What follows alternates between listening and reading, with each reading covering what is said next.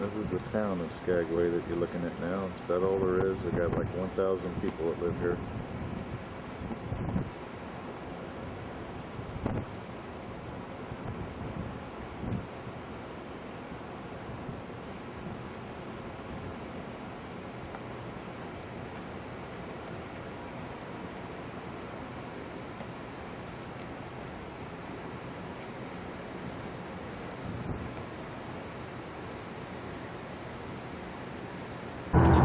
They have great coffee, if we have anyone that needs coffee.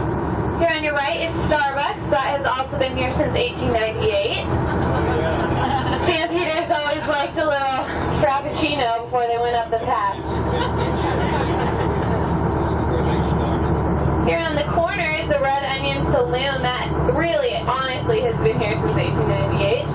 At its birth, it was a saloon and a brothel. Today, it's just a brothel. Quite popular among the passengers. Actually, they have a great tour upstairs if you have time to do that today. It's a lot of fun. Here on your left is the Arctic Brotherhood building. That is the most photographed building in Alaska. Has 8,828 pieces of driftwood stapled to the front of it for a reason nobody knows.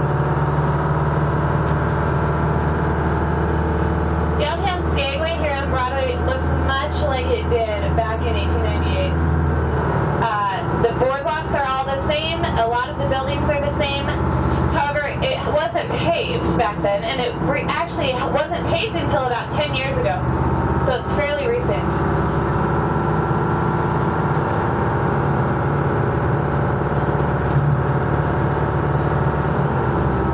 Coming up here on your right, you'll see Kernby's Curios, and that has been a business here in Skagway since the gold rush in 1898. If you look to your right, up on the mountainside, you might notice what looks like a large pocket watch. And that is actually Alaska's first billboard.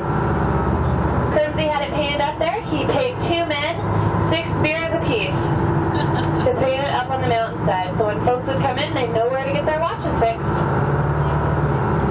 On your left is Wells Fargo. It is actually the historic Bank of Alaska.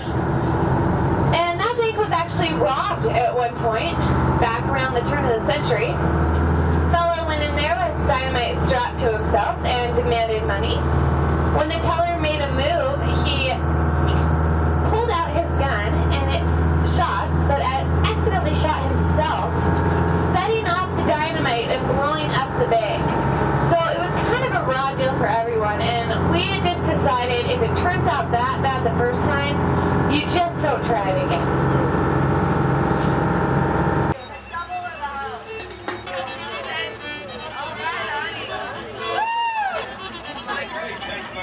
Come on, sweetheart. I got it. Sure you don't want to be in the picture? I see it. All right. Leave the flashing to a professional, right? That's right. Woo! All right, you ready, folks? One, honey. Okay, I see how it is. Ready? 1, 2, 3.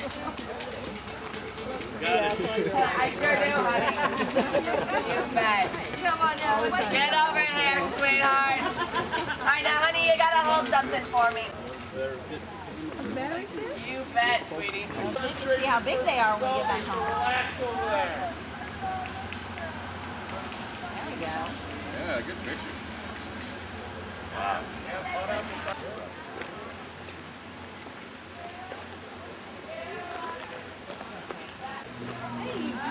We've got a fire going there for the fish shop.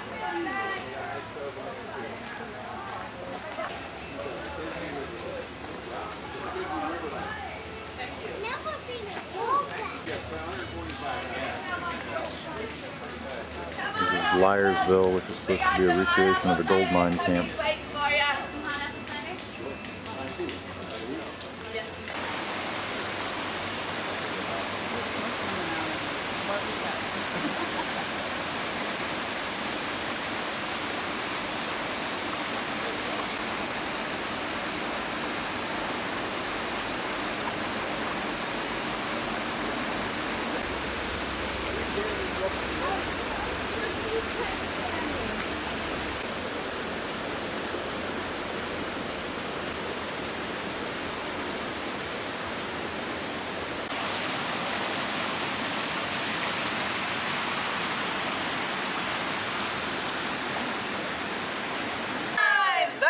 Folks, make your way down here to the Liedsville Hippodrome for the greatest show in Liedsville.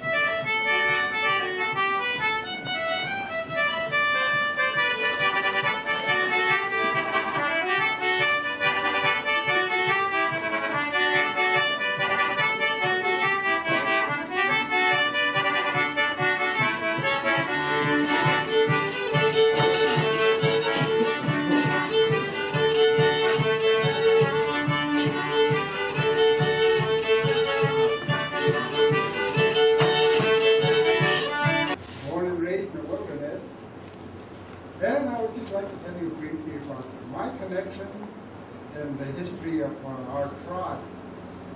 The two go together since 1847. The Indian with the fiddle, yes, way out in the wilderness. The reason for that was the Hudson's Bay Company then put up a store so they can trade for furs. A lot of people that worked for them were from Orkney Island to Scotland. They were fiddle players. They brought along. They played this kind of music for the tribe. The tribe loved it. They taught us a lot of dancing, a lot of fiddling music. So we've been dancing and fiddling ever since. 1847, that's a long time. It's pretty much activities in our tribe, social events. We didn't abandon the drumming ways, but this. We do this. We dance all night and we all good dancing, square dancing. We love it so much that sometime it became known that that's an old-time fiddler in Alaska. We have festival once a year. Joke around a lot here, but it's important to remember that this is an actual historic location. On this site 106 years ago, in 1898, there was a thriving city of tents where you could reprovision or have a drink of rot gut hoochie whiskey, because the reason it was here is because this was the last level spot on the original White Pass Trail before it ascended up the summit. Now, the reason it was called Liedsville, and it was called Liedsville even back then, it was called Liedsville because of a portion of the population here who were respected and known for their honesty.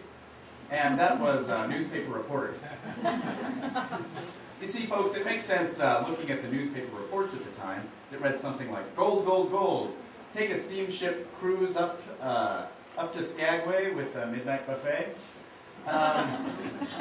Take the easy wagon road, which is the White Pass Trail. Head on over the summit down to Lake Bennett. Leisurely build your boat. Float on up the Yukon River system. Step 10 feet off your boat. Fill a gunny sack full of nuggets the size of your fist, hop back on your boat, and be back in Skagway in just 12 days round trip." Well, the truth was a little bit different. The White Pass Trail was no easy wagon road. It was a narrow trail that skirted cliff sides, plunged through bog and mire, was littered with boulders and trees, and was never intended for wagons or even horses. So, many of the stampeders, finding the trail so treacherous, they got about halfway, dropped their ton of goods, which they were required to carry to cross the border, and they turned right back down, came here, and who did they find but a group of well-dressed gentlemen sitting around the fire, sipping on some hot apple cider, munching on some cookies, and writing newspaper stories. You see, the newspaper reporters saw how hard the White Pass Trail was, and they didn't want to go through that. They certainly didn't want to haul a ton of goods to get up to the Yukon, the Klondike goldfields. So what they did instead was they were supposed to be reporting from the Klondike goldfields, but they just sat right here and based their stories on the rumors and tall tales coming down the paths. And that keeps up a proud tradition among many journalists of not letting the truth stand in the way of a good story. How many newspaper reporters do we have in the audience? Wow, never one. Well, that is a little bit of history about Liedsville, and I'd like to turn it over to one of our most entertaining figures, and that is Side Saddle Sadie.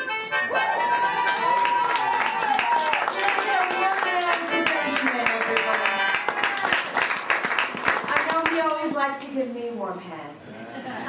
That's right, folks. Welcome. My name is Side Saddle Sadie, but I got other positions too, in case you're curious. That's right. Entertainment is something that we all love, but it also would have been very important to the Stampeders back in 1898. They were away from their homes. Many of them missed their wives and their children. So anything that would have taken their minds off the harshness of daily life would have been really appreciated. They would have brought with them a lot of portable instruments, such as the concertina that Scotty's playing, things like the fiddle or the harmonica. But another form of entertainment that would have been very popular would have been poetry. Easy to memorize, easy to carry around in your book. So we're going to perform a little bit of poetry for you today. Now, the author of the poem that I'm going to perform is someone that you may have heard of before, and his name is Robert Service. Has anyone here ever heard of Robert Service? I have. There's a surprise. He only hears it 5 times every day. Well, if you don't recognize the name, perhaps you know some of his more famous poems. The Shooting of Dan McGrew, perhaps? Cremation of Sam McGee? Anyone? Well, that's good, because I don't know those either. But I am going to perform a poem, as I said, by Robert Service, and it's on a similar topic, and it's a topic that is of somewhat importance to us out here at camp, and that is the disposal of frozen bodies. So without further ado, the Ballad of Blasphemous Bill.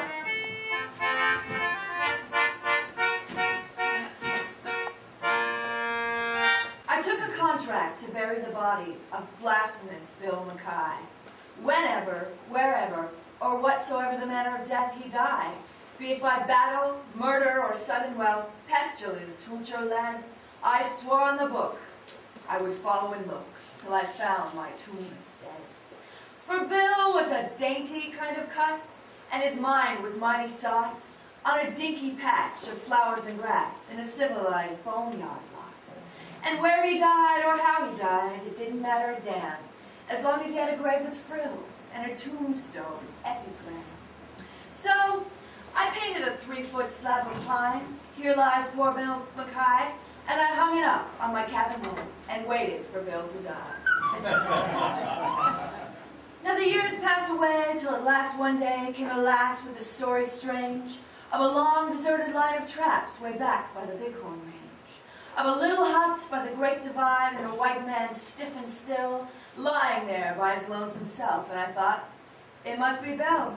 And I thought about the contract that I'd made with him, so I took down from the shelf that little black box with a silver plate he picked out for himself, and I packed it full of grub and hooch and slung it on the sleigh and harnessed up my team of dogs and was off at dawn of day. Mush! North by the compass, north I pressed, river, peak, and plain. Past like a dream, I slept to lose, and I waked to dream again.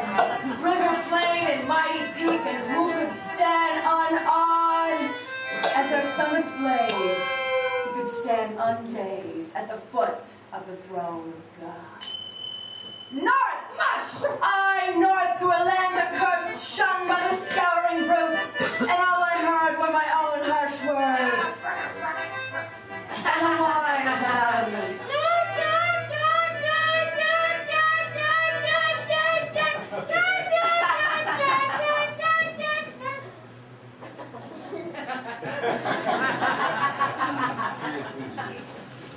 Till at last I came to a cabin squat, built on the side of the hill, and I burst through the door, and there on the floor, frozen to death, lay Bill. Sparkling ice in the dead man's chest, glittering ice in his hair, ice in his fingers, ice in his heart, ice in his glassy stare.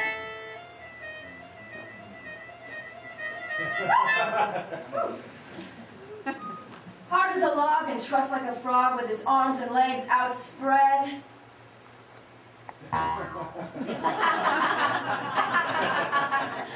And I gazed at the coffin I brought for him, and I gazed at the gruesome dead. Till at last I spoke. Bill liked his joke, but still galled down his eyes. A man had ought to consider his mates in the way he goes and dies. Now, have you ever sat in an Arctic hut in the shadow of the pole with a little coffin 6 by 3 in a grief you can't control? Have you ever sat by a frozen corpse that looks at you with a grin? And that seems to say, you may try all day, but you'll never cram me in. Now, I'm not a gal of the quitting kind, but I never felt so blue as I sat there studying that corpse and wondering what I'd do. So I rose, and I kicked off the husky dogs that were nosing roundabout, and I lit a roaring fire in the stove, and I started to thaw Bill out. Now I thought, and I thought, for 13 days, but it didn't do no good. His arms and legs stuck out like pegs, as if he was made of wood. Till at last I spoke. It ain't no use. He's froze too hard to thaw. He's obstinate, and he won't lie straight. So I guess I'm gonna have to saw. So I sawed up poor Bill's arms and legs.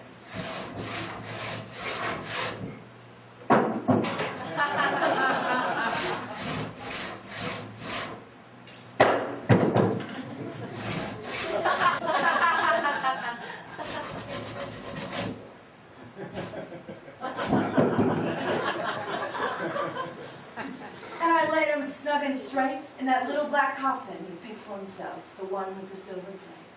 And I came nigh near to shedding a tear as I nailed him snugly down. And I stowed him away on my Yukon sleigh and started back to town. Rush!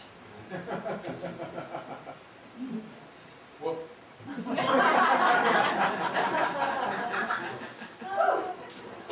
So I buried him, as the contract was, in a narrow grave and deep. And there he waits the great cleanup when the judgment sleeps in sleep.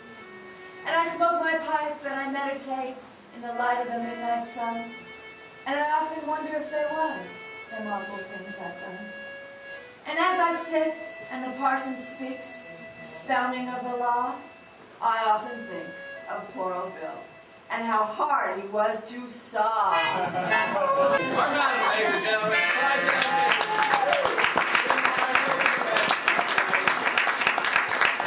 Well, I'm going to teach you how to pan for gold this morning because you didn't come all the way over here for a handful of oatmeal cookies and a cheap refrigerator magnet from the gift shop. Oh no! You're here to learn how to pan for gold. And in about 5 minutes, we're all going to go to the gold fields right over there, and each and every one of you is going to receive one of these. A rusty pan. I'm going to do it and And inside this rusty pan, there's something even more exciting than rust. And that is, can you see it? There's a lump of dirt. That's right. But underneath this clump of dirt, there's actually something valuable, and that is 18 karat gold.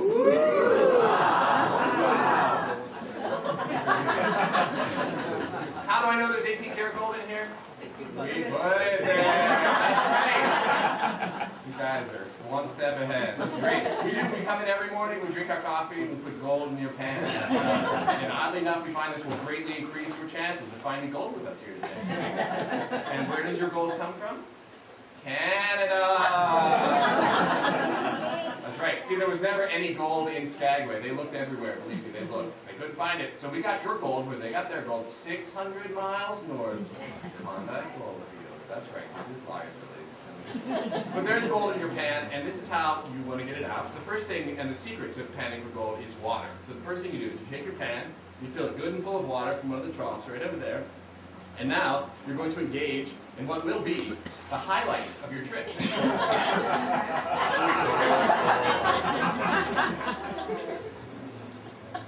That's it. That's right, ladies and gentlemen. 6 years of college. Thank you very much. Well, I'm a sophomore, so it's working out.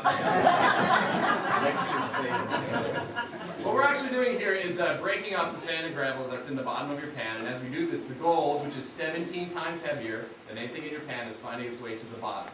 Takes a lot of water and a lot of shaking, because we all know that breaking up is Hard to do. That's step one. Just shaking. It takes about 10 seconds. Don't go overboard with the shaking. You'll be there all day, and you wouldn't want that. So here we are. You just shake up your gravel. Now you want to get rid of 80 to 90% of the sand and gravel that's in your pan.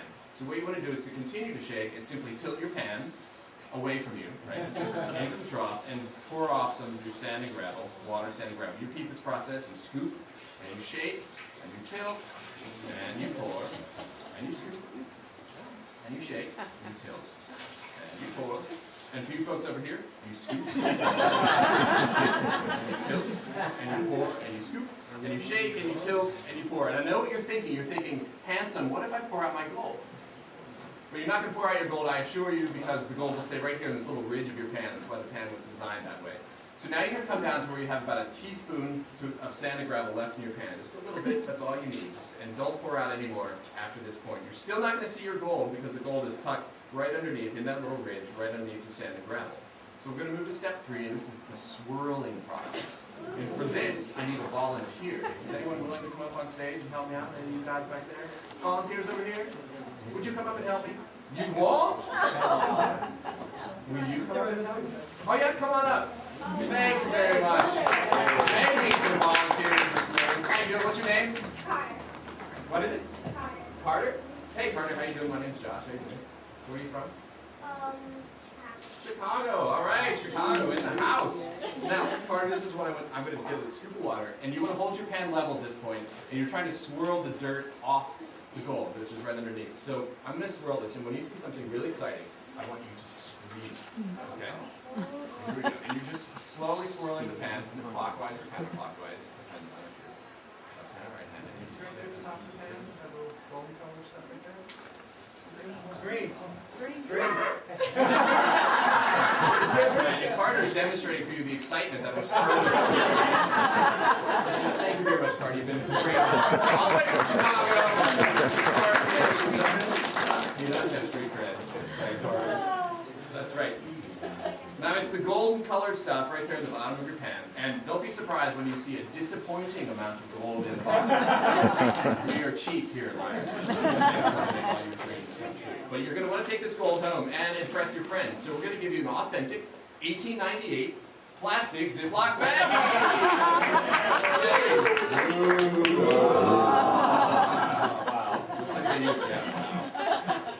Just like they used in the gold rush of 1898. First thing you want to do is, of course, unzip your bag and fill it good and full of water from one of the troughs right in front of you. Just fill it right up. And now it requires a dry finger, so dry your finger off on the person sitting next to you. And press your finger firmly on the gold in the bottom of your pan, and it will stick to your finger, just like that. You dip it right in the bag, and the gold will float to the bottom through the magic of gravity, that's right, which will not let you down. Love that joke. So you repeat this process. You drop your finger, stick it on your pan, stick it right there in the bag. And for this, we like to use the finger that we here in Liedsville call our gold finger! That's right, man. I knew there was a bond between us. Am I on video? Yes. I'm on. Very nice. So now what you want to do is remember to pour out your water, because if you don't, after you put it in your pocket, you will remember. So you simply get all of your gold from one little corner, pinch the gold off just like that, and dump out the water. And these bags, they do come with a guarantee. They're guaranteed to be large enough to hold all of the gold in the constantly dying here today. That's right. And then when you're done, simply zip it up. And there you have it. You've come all the way to Alaska, pan for gold, and you have found Canadian gold.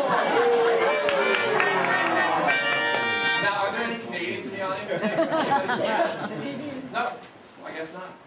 Hey, madam! Do we have gold for these people back there? We sure do, folks! Come and get it! All right, wait, chase the madam. She's used to it. Yeah. I know, you found her. I don't know what to look for. I saw the...